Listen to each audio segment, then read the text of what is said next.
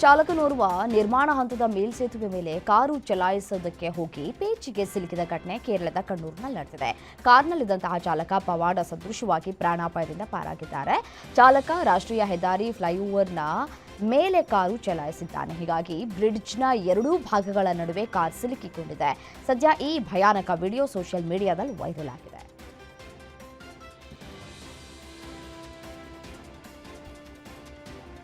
ಗುಜರಾತ್ನಲ್ಲಿ ಭೀಕರ ದುರಂತವೊಂದು ನಡೆದ ಚಲಿಸ್ತಾ ಇದ್ದಂತಹ ಆಂಬ್ಯುಲೆನ್ಸ್ಗೆ ಬೆಂಕಿ ಹೊತ್ತುಕೊಂಡಿರುವಂತಹ ಘಟನೆ ನಡೆದಿದೆ. ನವಜಾತ ಶಿಶು, ವೈದ್ಯ ಸೇರಿ 4 ಸಜೀವವಾಗಿ ದಹನವಾಗಿದ್ದಾರೆ. ಅವರಲ್ಲಿ ಜಿಲ್ಲೆಯ ಮೋಡಸಾ ಪಟ್ಟಣದಲ್ಲಿ ಈ ಒಂದು ದುರಂತ ನಡೆದಿದೆ. ಆಸ್ಪತ್ರೆಯೊಂದರಲ್ಲಿ ಜನಿಸಿದ 1 ದಿನದ ಶಿಶುವಿನ ಆರೋಗ್ಯದಲ್ಲಿ ಏರುಪೇರಾಗಿದೆ.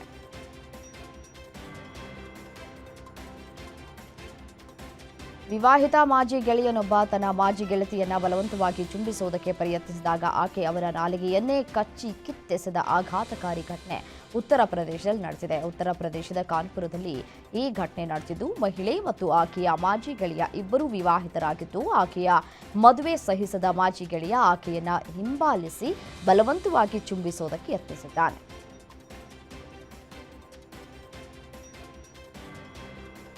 ಆಂಧ್ರ ಪ್ರದೇಶದ ಅಲ್ಲೂರಿ ಸೀತಾರಾಮ ರಾಜು ಜಿಲ್ಲೆಯ ಮಾರೇಡುಮಿಲ್ಲಿಯ ಅರಣ್ಯ ಪ್ರದೇಶದಲ್ಲಿ ಬೆಳಗ್ಗೆ ಪೊಲೀಸರು ಮತ್ತು ನಕ್ಸಲರ ನಡುವೆ ಗುಂಡಿನ ಚಕಮಕಿ ನಡೆದಿದೆ. ಈ ವೇಳೆ ಮಾವೋವಾದಿ ಸಂಘಟನೆಯ ಪ್ರಮುಖ ನಾಯಕ ಮದ್ವಿ ಹಿದ್ಮಾ, ಆತನ ಪತ್ನಿ ಸೇರಿ 6 ಮಂದಿ ಹತ್ಯೆಗೀಡಾಗಿದ್ದಾರೆ. ಗುಂಡಿನ ಚಕಮಕಿಯಲ್ಲಿ ಯಾವುದೇ ಪೊಲೀಸ್ ಸಿಬ್ಬಂದಿಗೆ ಗಾಯಗಳಾಗಿಲ್ಲ. ಘಟನಾ ಸ್ಥಳದಲ್ಲಿ ಕಾರ್ಯಾಚರಣೆ ಮುಂದುವರಿಸಲಾಗಿದೆ ಅಂತ ಪೊಲೀಸ್ ವರಿಷ್ಠಾಧಿಕಾರಿ ತಿಳಿಸಿದ್ದಾರೆ.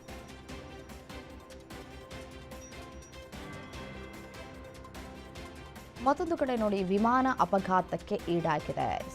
ಈ ಒಂದು ಗಣಿಗಾರಿಕೆ ಸಚಿವಾಲಯದ ನಿಯೋಗವನ್ನ ಹೊತ್ತಂತಹ ವಿಮಾನವೊಂದು ಅಪಘಾತಕ್ಕೀಡಾಗಿದೆ. ಡೆಮಾಕ್ರೆಟಿಕ್ ರಿಪಬ್ಲಿಕ್ ಆಫ್ ಕಾಂಗೋದ ಕೋಲ್ವೇಝಿ ವಿಮಾನ ನಿಲ್ದಾಣದಲ್ಲಿ ಈ ಒಂದು ಅವಘಡ ಸಂಭವಿಸಿದೆ. ಸಾಮಾನ್ಯವಾಗಿ ವಿಮಾನ ಅಪಘಾತದಲ್ಲಿ ಬದುಕುಳಿಯುವುದು ಕಷ್ಟ, ಆದರೆ ಇಲ್ಲಿದ್ದ ಓರ್ವ ಗಣಿಗಾರಿಕೆ ಸಚಿವ ಹಾಗೂ ಅಧಿಕಾರಿಗಳು ಬದುಕುಳಿದಿದ್ದೇ ಅಚ್ಚರಿ. ಜೀವವನ್ನ ಉಳಿಸಿಕೊಳ್ಳಬೇಕು ಅಂತ ಹೇಳಿ ಬೆಂಕಿ ಹತ್ತಿದಂತಹ ವಿಮಾನದಿಂದ ಎದ್ನೋ ಬಿದ್ನೋ ಅಂತ ಆಚೆ ಬಂದಿದ್ದಾರೆ.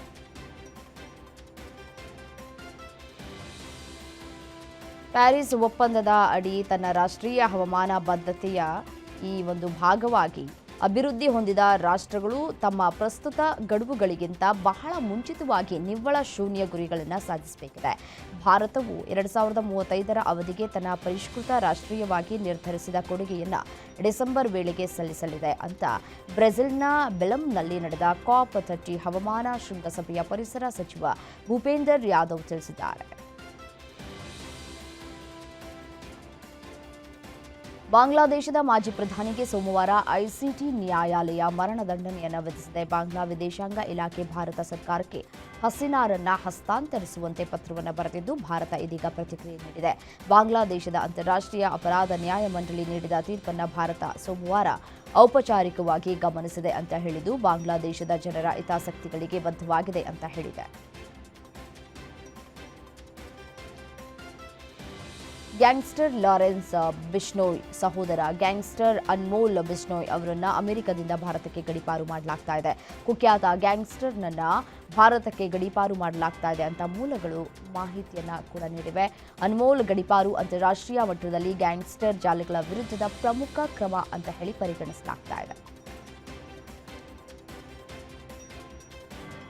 ದರೋಡೆಕೋರನೊಬ್ಬ ಅಂಗಡಿಯ ಮಾಲೀಕನಿಗೆ ಗನ್ ತೋರಿಸಿ ಹಣ ಮತ್ತು ಮೊಬೈಲ್ ಅನ್ನು ದೋಚಿದ್ದಾನೆ. ಇನ್ನು ಸ್ಥಳದಿಂದ ಪರಾರಿಯಾಗಬೇಕು ಅನ್ನುವಷ್ಟರಲ್ಲೇ ಅಲ್ಲೇ ಇದ್ದಂತಹ ಪುಟ್ಟ ಬಾಲಕಿಯು ಕಳ್ಳನಿಗೆ ಲಾಲಿಪಾಪ್ ನೀಡೋದಕ್ಕೆ ಮುಂದಾಗಿದ್ದಾಳೆ. ಇದನ್ನು ನೋಡಿದ ಕಳ್ಳನ ಮನಸ್ಸು ಕರಗಿತು, ದೋಚಿದ್ದೆಲ್ಲವನ್ನ ಹಿಂದಿರುಗಿಸಿದ್ದಾನೆ. ಈ ವಿಡಿಯೋ ಸದ್ಯಕ್ಕೆ ಸಾಮಾಜಿಕ ಜಾಲತಾಣದಲ್ಲಿ ವೈರಲ್ ಆಗಿದೆ. 4ನೇ ಆವೃತ್ತಿಯ ಮಹಿಳಾ ಪ್ರೀಮಿಯರ್ ಲೀಗ್ ಕ್ರಿಕೆಟ್ ಪಂದ್ಯಾವಳಿ ಜನವರಿ 7ರಿಂದ ಫೆಬ್ರವರಿ 3ರವರೆಗೆ ಮುಂಬೈ ಮತ್ತು ಬರೋಡಾದಲ್ಲಿ ನಡೆಯುವ ಸಾಧ್ಯತೆ ಇದೆ ಅಂತ ವರದಿಯಾಗಿದೆ. ಆಟಗಾರ್ತಿಯ ಹರಾಜು ನವೆಂಬರ್ 27ರಂದು ದೆಹಲಿಯಲ್ಲಿ ನಡೆಯಲಿದೆ. ಉದ್ಘಾಟನೆ ಪಂದ್ಯ ಡಿವೈ ಪಾಟೀಲ್ ಕ್ರೀಡಾಂಗಣದಲ್ಲಿ ನಡೆಯುತ್ತಿದೆ.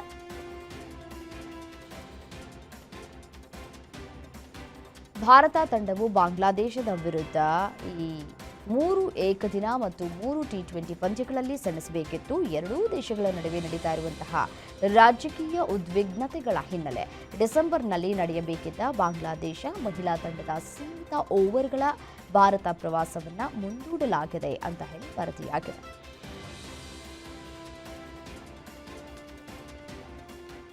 ಮಹಿಳಾ ಟಿ20 ವಿಶ್ವಕಪ್ ಪಂದ್ಯದಲ್ಲಿ ಭಾರತ ಮತ್ತು ಪಾಕಿಸ್ತಾನ ಆಟಗಾರ್ತಿಯರು ಪರಸ್ಪರ ಕೈಕುಲುಕಿ ಹೈಫೈ ಮಾಡಿ ಕ್ರೀಡಾ ಸ್ಫೂರ್ತಿಯನ್ನು ಮೆರೆದರು. ಹ್ಯಾಂಡ್ಶೇಕ್ ಮಾತ್ರವಲ್ಲದೆ ಎರಡೂ ರಾಷ್ಟ್ರಗಳ ನಡುವಿನ ರಾಜಕೀಯ ಘರ್ಷಣೆಯ ಹೊರತಾಗಿಯೂ ಪಂದ್ಯದ ಕೊನೆಯಲ್ಲಿ ಉಭಯ ಆಟಗಾರ್ತಿಯರು ಒಂದೇ ಬಸ್ನಲ್ಲಿ ಪ್ರಯಾಣವನ್ನು ಮಾಡಿದ್ದಾರೆ.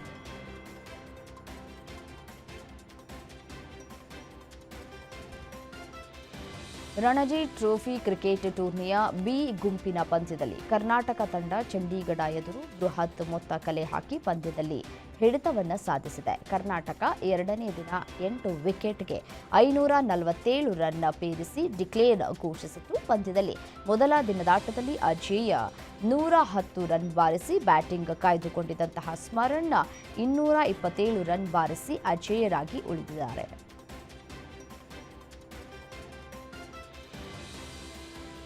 2026ರ ಇಂಡಿಯನ್ ಪ್ರೀಮಿಯರ್ ಲೀಗ್ ಮಿನಿ ಹರಾಜು ಪ್ರಕ್ರಿಯೆಗೆ ಇನ್ನೂ ಕೆಲವೇ ದಿನಗಳು ಬಾಕಿ ಉಳಿದಿದೆ. ಇದಕ್ಕೂ ಮುನ್ನ ಸನ್ರೈಸರ್ಸ್ ಹೈದರಾಬಾದ್ ಸತತ 3ನೇ ಬಾರಿಗೆ ತಂಡವನ್ನು ಆಸ್ಟ್ರೇಲಿಯಾ ವೇಗಿ ಪ್ಯಾಟ್ ಕಮಿನ್ಸ್ ಅವರೇ ಮುನ್ನಡೆಸಲಿದ್ದಾರೆ ಅಂತ ಫ್ರಾಂಚೈಸಿ ದೃಢಪಡಿಸಿದೆ. ಡೆವಿಲ್ ಸಿನಿಮಾದ 3 ಹಾಡುಗಳು ಈಗಾಗಲೇ ಬಿಡುಗಡೆಯಾಗಿದ್ದು ಸಖತ್ ಸಜ್ಜು ಮಾಡ್ತಾ ಇದೆ. ಅದರಲ್ಲೂ ಅಲೋಹೋ ಮೋರಾ ಎಂಬ ಹಾಡನ್ನು ನೋಡಿ ಫ್ಯಾನ್ಸ್ ಫಿದಾಗಿದ್ದಾರೆ. ಡೆವಿಲ್ ಸಿನಿಮಾ ಬಿಡುಗಡೆಗೆ ಕೆಲವೇ ದಿನಗಳು ಬಾಕಿ ಉಳಿದಿದೆ. ಹೀಗಿರುವಾಗ ವಿತರಣೆಯ ಹಕ್ಕು ಇನ್ನೂ ಸೇಲ್ ಆಗಿಲ್ಲ ಅನ್ನೋ ಮಾಹಿತಿ ಹೊರಬಿದ್ದಿದೆ. ಇದಕ್ಕೆ ಕಾರಣ ದುಬಾರಿ ರೇಟ್. ಡೆವಿಲ್ ವಿತರಣೆಗೆ 30 ಕೋಟಿಗೂ ಹೆಚ್ಚು ರೈಟ್ಸ್ ಕೇಳಿದ್ದಾರೆ ನಿರ್ಮಾಪಕರು. ಇದಕ್ಕೆ ವಿತರಕರು ಡೆವಿಲ್ ಸಿನಿಮಾ ಡಿಸ್ಟ್ರಿಬ್ಯೂಟ್ ಮಾಡುವುದಕ್ಕೆ ಹಿಂದೇಟನ್ನ ಹಾಕ್ತಾ ಇದ್ದಾರೆ. ಖ್ಯಾತ ನಿರ್ದೇಶಕ ಎಸ್ ರಾಜಮೌಳಿ ಅವರು ವಾರಣಾಸಿ ಸಿನಿಮಾವನ್ನ ಗ್ರ್ಯಾಂಡ್ ಆಗಿ ಶುರು ಮಾಡಿದ್ದಾರೆ.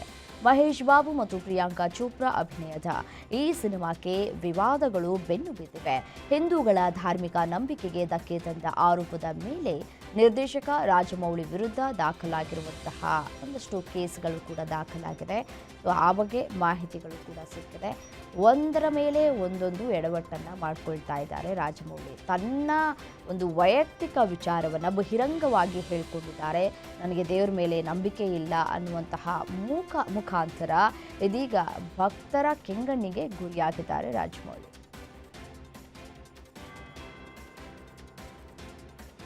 ನಟ ದರ್ಶನ್ ಪುತ್ರ ವಿನೇಶ್ ಶಿವರಾಜ್ ಕುಮಾರ್ ಅವರನ್ನ ಭೇಟಿಯಾಗಿದ್ದಾರೆ. ಕುಂಬಳಗೂಡಿನ ಬಿಜಿಎಸ್ ಕ್ರಿಕೆಟ್ ಗ್ರೌಂಡ್ನಲ್ಲಿ ಶಿವಣ್ಣ ನಟನೆಯ ಡ್ಯಾಡ್ ಸಿನಿಮಾದ ಶೂಟಿಂಗ್ ನಡೀತಾ ಇತ್ತು. ಈ ಸಂದರ್ಭದಲ್ಲಿ ವಿನೇಶ್ ಸಹ ಅಲ್ಲಿಗೆ ಬಂದಿದ್ದು ಶಿವಣ್ಣ ಎಂದಿನ ವಿನಯತೆಯಿಂದ ವಿನೇಶ್ ಅವರ ಕೈ ಕುಲುಕಿ ಭುಜ ತಟ್ಟಿ ಮಾತನಾಡಿಸಿದ್ದಾರೆ.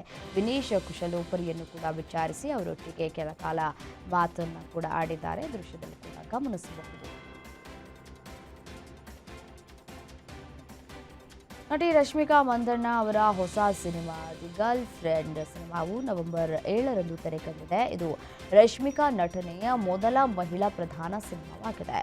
ರಾಹುಲ್ ರವೀಂದ್ರನ್ ನಿರ್ದೇಶಿಸಿರುವಂತಹ ದಿ ಗರ್ಲ್ ಫ್ರೆಂಡ್ ಸಿನಿಮಾದಲ್ಲಿ ರಶ್ಮಿಕಾ ಲೀಡ್ ಕ್ಯಾರೆಕ್ಟರ್ನಲ್ಲಿ ಕಾಣಿಸಿಕೊಂಡಿದ್ದು, ಚಿತ್ರತಂಡವೇ ಹೇಳಿಕೊಂಡಿರುವ ಪ್ರಕಾರ ಈ ಚಿತ್ರವು 28 ಕೋಟಿ ರೂಪಾಯಿ ಗಳಿಕೆ ಮಾಡಿದೆ ಅನ್ನುವಂತಹ ಮಾಹಿತಿ ಸದ್ಯಕ್ಕೆ ಲಭ್ಯವಾಗ್ತಾ ಇದೆ.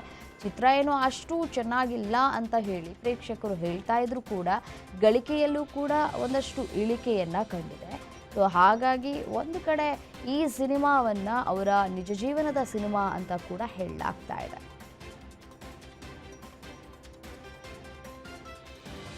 ಧ್ರುವ ಸರ್ಜಾ ಹಾಗೂ ರಚಿತಾ ರಾಮ್ 8 ವರ್ಷಗಳ ನಂತರ ಮತ್ತೆ ಒಂದಾಗಿದ್ದಾರೆ. 8 ವರ್ಷಗಳ ಹಿಂದೆ ಭರ್ಜರಿ ಸಿನಿಮಾದಲ್ಲಿ ನಟಿಸಿ ಗಮನವನ್ನು ಸೆಳೆದಿದ್ದಂತಹ ಧ್ರುವ ಸರ್ಜಾ ಹಾಗೂ ರಚಿತಾ ರಾಮ್ ಕ್ರಿಮಿನಲ್ ಸಿನಿಮಾ ಮೂಲಕ ಮತ್ತೆ ತೆರೆಯನ್ನು ಹಂಚಿಕೊಳ್ತಾ ಇದ್ದಾರೆ. ಡಿಸೆಂಬರ್ನಿಂದ ಸಿನಿಮಾ ಆರಂಭ ಆಗಲಿಕ್ಕಿದ್ದು ಸಿನಿಮಾಗೆ ರಾಜ್ ಗುರು ನಿರ್ದೇಶನವನ್ನು ಮಾಡ್ತಾ ಇದ್ದಾರೆ. ಇವರಿಬ್ಬರ ಕಾಂಬಿನೇಷನ್ ಸಿನಿಮಾ ಮೂಡಿ ಬರ್ತಾ ಇರುವಂತಹ ಹಿನ್ನೆಲೆಯಲ್ಲಿ ಸಿನಿಮಾ ಅಭಿಮಾನಿಗಳು ಸಾಕಷ್ಟು ಖುಷಿಯನ್ನು ಕೂಡ ವ್ಯಕ್ತಪಡಿಸ್ತಾ ಇದ್ದಾರೆ.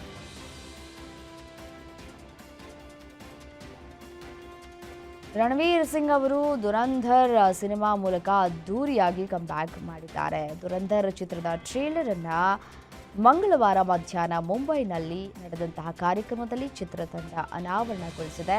ಸ್ಪೈ ಥ್ರಿಲ್ಲರ್ನ ಆಕ್ಷನ್ ಜೊತೆಗೆ ಸಂಗೀತವನ್ನು ಕೂಡ ಫ್ಯಾನ್ಸ್ ಮೆಚ್ಚಿಕೊಂಡಿದ್ದಾರೆ.